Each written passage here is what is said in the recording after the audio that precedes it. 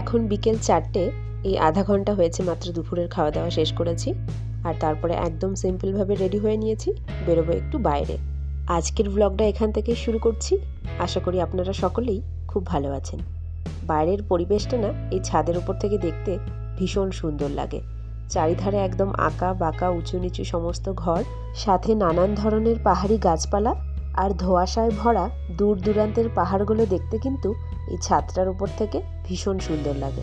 এখানের ক্যান্টিনে আমি কখনো যাইনি, আজ সেখানেই যাব। এদিকে আয়, চল গেটটা খুলে দিয়ে আয়। কি ফেলেছিস? উইকেটের প্লাস্টিকটা। আচ্ছা চলে আয়, তুই চলে আয়, এদিকে চলে আয়। কি গো, আমি গেটটা খুলে হাঁটা লাগাচ্ছি, তোমরা তো গাড়িতে আসবে। এসো তাহলে, আমি হাঁটা শুরু করে দিচ্ছি। গেটটা লাগিয়ে দিও আবার। চলুন আবার শুরু করে ফেলি হাঁটা। আমার সেই দুর্গম রাস্তা হেঁটে হেঁটেই আমাকে এখন পার হতে হবে। এত উঁচু না রাস্তাটা, সত্যি বড্ড কষ্ট হয়ে যায়।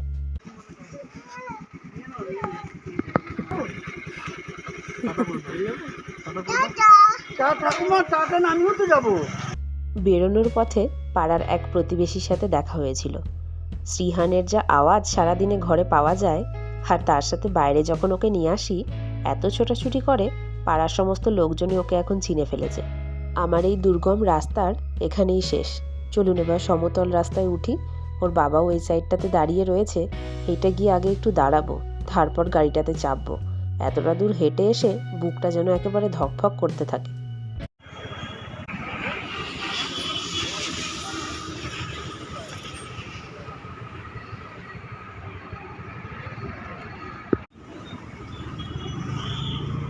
বাবা, এখানে তো ওই দোকানে ভর্তি হাওয়াই মিঠাইয়ের দোকান।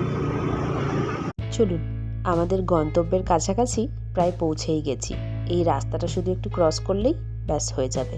চলুন ভেতরটাতে যাই, তারপর আবার গিয়ে আপনাদের সাথে কথা বলছি। এখানে আমিও আগে কখনো আসিনি, এটাই প্রথম শ্রীহানের বাবার সাথে আজকে এলাম। ভেতরে যা যা জিনিসের দরকার ছিল সবগুলো এখানে পাওয়া গেল না, ওই টুকটাক যে কটা পেলাম নিয়ে নিয়েছি। শ্রীহানের বাবাকে বললাম, তুমি বরং এখানে দাঁড়িয়ে বিলটা কাটাও, আমি একটু বাইরেটাতে ঘুরে আসি।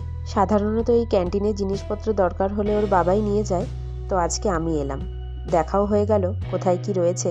আর তাছাড়া এই জায়গাটাও কিন্তু বেশ সুন্দর। সামনে দেখুন কি সুন্দর একটা মন্দিরও রয়েছে, আর গাছের পাতাগুলো দেখেই কিন্তু বোঝা যাচ্ছে বসন্ত কিন্তু চলেই এলো। একদম সমস্ত পাতা হলুদ হয়ে পড়েছে, আর কিছুদিনের মধ্যেই হয়তো একদমই ঝরে যাবে। চলুন, ওর বাবার হয়ে গেছে, চলে এসছে। এখান থেকে এবার আমরা বেরিয়ে যাচ্ছি। তবে জানি না ওর বাবা আবার এখন আমাকে কোথায় নিয়ে যাবে। তবে যাই হোক, যেখানেই নিয়ে যাচ্ছে চলুন যাই। এখানে সূর্য ওঠেও যেমন তাড়াতাড়ি, আবার সূর্য ডোবেও কিন্তু ভীষণ তাড়াতাড়ি। চারিধারটা দেখুন, একদম সূর্য ডোবার সময় যেই কমলা রঙের কালারটা হয়ে আসে, একদম সেই কালারটা হয়ে এসছে।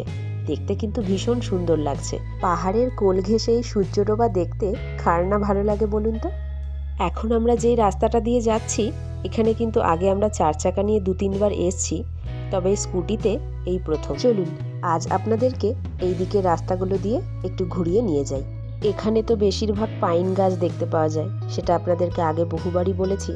তবে পাইন গাছের সাথে এখানে কিন্তু রোডোডেনড্রনেরও প্রচুর গাছ দেখতে পাওয়া যায়। এখানে কিন্তু রোডোডেনড্রনের একটা ট্রেকও রয়েছে, তবে সেখানে এখনো পর্যন্ত যাওয়ার সুযোগ হয়নি। বাড়ি থেকে কিন্তু সেটা মোটামুটি অনেকটাই কাছে, আর এই রাস্তাটা দিয়ে এগোলেই সেটা কিন্তু দেখতে পাওয়া যাবে। তবে আজ আর অতখানি পথ আমাদের পেরোতে হবে না, মোটামুটি আর একটু পরেই সন্ধ্যা হয়ে আসবে। যেখানে আমরা যাব তার সামনে পৌঁছেই গেছি। চলুন বাকি যা যা জিনিসপত্র আছে সেগুলো টুকটাক করে কিনে নিই, তারপর বেরিয়ে যাই।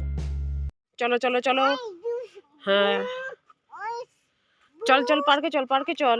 এইদিকে আয়, চ দোলনাতে চ। ওই দেখ কি রয়েছে, আয় সিসা রয়েছে, চ। ওইটা ভেঙে গেছে, এইখানে আছে, ওই দেখ ওই দেখ। এখন ওই 5টা মতো বাজছে। চারিধারটা দেখেছেন, একদম ঘুটঘুটে অন্ধকার হয়ে এসছে। মনে হচ্ছে কতই না রাত হয়ে গেছে। চ ওইদিকে চ, দোলনা আছে। এটা অনেক উঁচু, ওই দিক থেকে নামিস না, পড়ে যাবি। এই দিয়ে নাম, সিঁড়ি দিয়ে নাম, আস্তে আস্তে নাম, অনেকটা উঁচু আছে কিন্তু, আস্তে আস্তে নামো। যাও যাও যাও, আস্তে আস্তে নামো, যাও। এখানে তো আগেও আমরা 2-3 বার এসছি, তবে আগের দিন তো অন্য একটা পার্কে নিয়ে গেছিলাম, এটা আবার অন্য আরেকটা। যাও খেলে নাও, একটু খেলে নাও, পাপড় হতে হতে তুমি খেলে নাও, দিয়ে তারপর আমরা বাড়ি চলে যাব। এখানে মোটামুটি 2-3টে পার্ক রয়েছে। বিকেলবেলায় বাচ্চাদের নিয়ে একটু পার্কে আসলে বেশ ভালোও লাগে, তাদেরও এখানে খেলাধুলো করে মনটা একটু ভালো হয়ে যায়। আর আমাদেরও তো এখানে ঘোরবার জায়গার বলতে সেরকম আর কিছু নেই। এই বিকেলের দিকটাই সবাই মিলে একটু পার্কে এলে তখনই আর কি তার সাথে একটু দেখা সাক্ষাৎ হয়। তবে এখন যেহেতু আমরা বাইরে থাকছি, সেই সুযোগ এখনও আমার আসেনি। তো যখনই আর কি এই দিকটাতে আসি তখন চেষ্টা করি শ্রীহানকে একটু এই পার্কগুলোতে এসে ঘুরিয়ে নিয়ে যাওয়ার জন্য। তো আজকে যেহেতু ক্যান্টিনের দিকে এসছিলাম, আর এখানে আসার আরেকটা বিশেষ কারণ হচ্ছে এখানে একটা ভেজিটেবল শপ আছে। তো সেখানে ওর বাবা গেছে কিছু সবজিপাতি নিয়ে আসতে। তো সেই টাইমটার মধ্যে আমি ওকে এই পার্কটাতে নিয়ে আসলাম। বস বস, ওই বন্ধ করে যাস না আর। এটা ধরে উঠতে হবে, উপরে ধরে উঠতে হবে। সিস এইটা, ওইটা স্লিপ অনেক উঁচু, ওঠে না। বাবার এই স্লিপটা আবার দেখুন কেমন, এক তো ওপর থেকে শোঁ করে নিচে নেমে পড়বে, তার উপর ওই যে গোল গোল করা পাইপের মতো রয়েছে সেগুলোও আবার ঘুরে যাবে। অনেকটাই উঁচু, তাই ওকে আর চাপতে দিলাম না।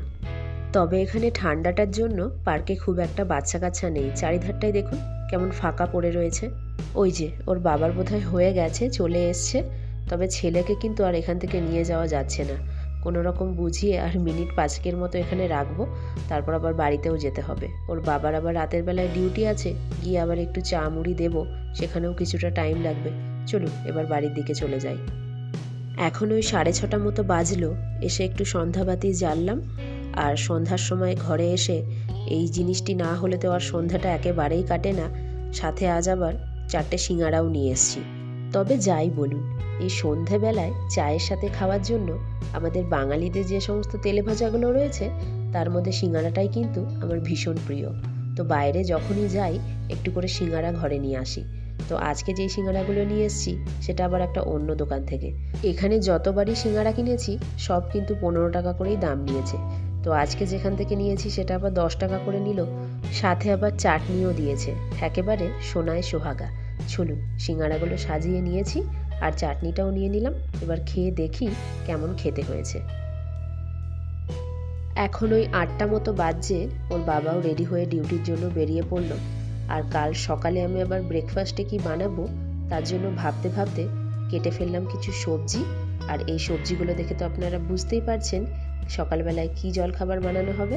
হ্যাঁ, বানানো হবে চাউমিন। তো সকালে উঠে তো আর অত তাড়াতাড়ি কাটা যায় না, তাই রাতের বেলাতেই অর্ধেক কাজ সেরে রেখে দিই।